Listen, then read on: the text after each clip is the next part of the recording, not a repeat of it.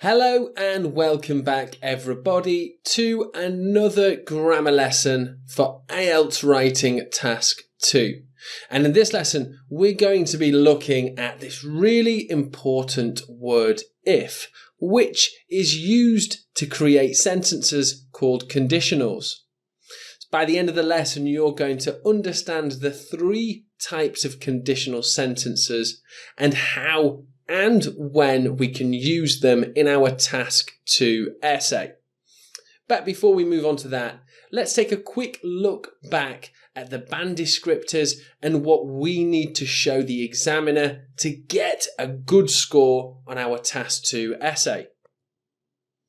So to score a band 7 or higher in your IELTS Task 2 essay, you must. And to put it in the examiner's words, I want to see a range of grammatical structures, like all the different structures we've learnt in this section of the course.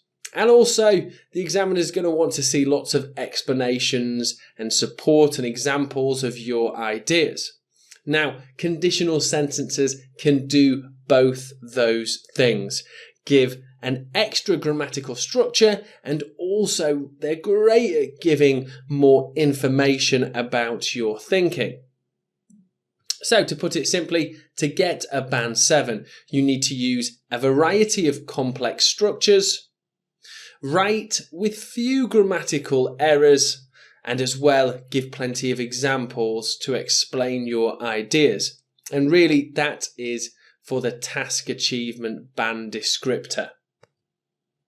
Okay, so what exactly are conditionals? Well, conditionals are types of sentences that discuss the future and they give possible outcomes and events, or at times they could be impossible outcomes and events. They always use the magic word if. And here is an example of a conditional sentence.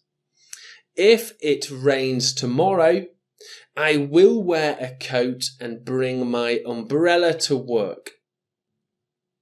So this conditional sentence here is talking about something that could happen, especially in some countries like England, where if it rains tomorrow, I will do this. I'll wear a coat and bring my umbrella. It's talking about future events and what could happen.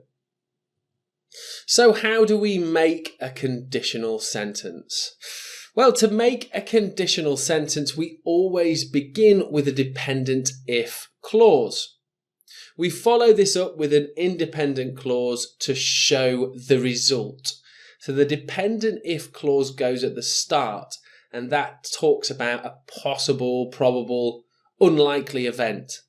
The independent clause tells us the result of this if clause. So here's a dependent if clause. If the trains aren't running this weekend. Now that does not work on its own. I need more information. So we follow up with an independent clause to give the result of, if the trains aren't running this weekend, I'll walk to the park instead. So that's an independent clause. It works on its own. And here is the sentence in full. If the trains aren't running this weekend, I'll walk to the park instead. So some of you might have noticed that this sentence here is actually a complex sentence, a dependent and independent clause together. Okay, there are three types of conditionals that we can use, and the three types of conditionals are slightly different. So the three main types of conditionals are first conditional. So this is for a possible future situation. It's very likely to happen. If the weather is bad, we won't go to the beach. So that's something that could happen. It's quite likely that that may happen. The second conditional is for a quite unlikely future situation. If travel were much cheaper, I would visit America and Europe.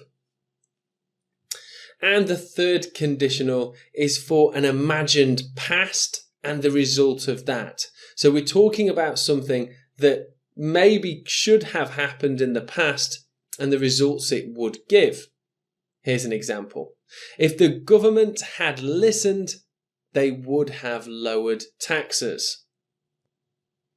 Another example of third conditional could be, if I had studied, I would have passed the test. So it's an imagined past and what the results are.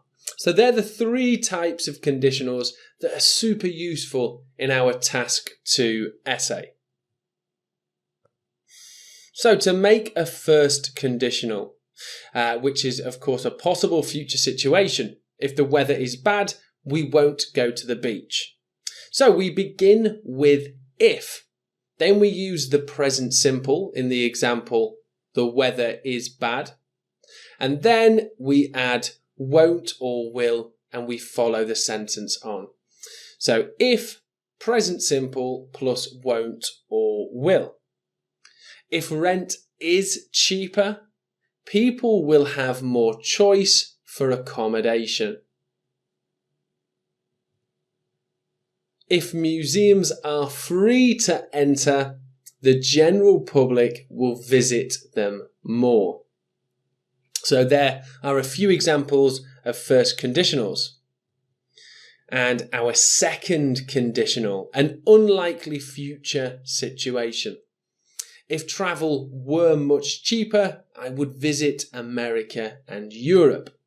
So we make this with, of course, begin with if, the past simple, and then add would, could, or might in our result independent clause.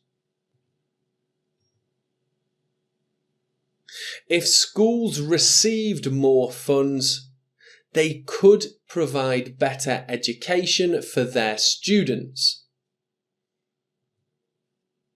If prisoners served longer sentences, jails would be full to capacity. So 2 examples of likely sentences for a Task 2 essay using second conditionals. Okay, let's move on to third conditionals, which are an imagined past. So something in the past that we have imagined to change and the results that that brings. If the government had listened, they would have lowered taxes. So the imagined action of the government listening before and the action it would have given. So we make the third conditional with, of course, if, and we use the past perfect tense, which is had, plus would have, plus the past participle, which is our verb form in the independent clause. So here's an example. If governments knew the damage fossil fuels did, they would have tried to be greener. If people knew how social media stored data, they wouldn't have joined in the first place. So that's the third conditional. Okay, now we need to think about when we can use conditionals. So conditionals are great to include in our Task 2 essay to show another grammatical structure, but they're particularly great for support sentences to give further details.